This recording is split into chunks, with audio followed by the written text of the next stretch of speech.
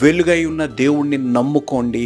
మిమ్మల్ని ఆ చీకట్లోంచి బయటకి తేయగలిగిన దేవుడు, తెచ్చే దేవుడు, తేయగలిగిన సమర్థవంతమైన దేవుడు నా దేవుడు అనేది మనం గ్రహించాలి.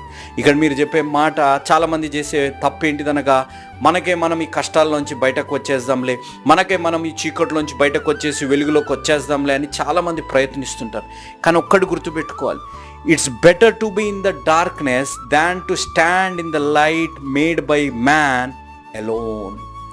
మనం చీకట్లో ఉండి దేవుణ్ణి సేవించడం ఎంతో శ్రేష్టమైనది, మనిషి సృష్టించిన వెలుగులో నిలబడి ఒంటరితనంలో ఉండేదానికంటే అనేది మనం గ్రహించాలి. కాబట్టి చాలామంది చేసే తప్పు ఏంటిదంటే, మనిషి సొంతగా ఏదో కష్టపడిపోయాను, తెలివితేటలు వాడేసి నేను బయటకు వచ్చేసాను అని ఉంటాడు, కానీ వాడు ఒంటరితనంలో ఉంటారు. దానికి బదులుగా ఆ చీకటిలోనే విధేయతతో నువ్వు జీవిస్తే దేవుడు ఎవ్వరు ఊహించని రీతిలో దేవుడి నీ జీవితాల్లో వెలుగుని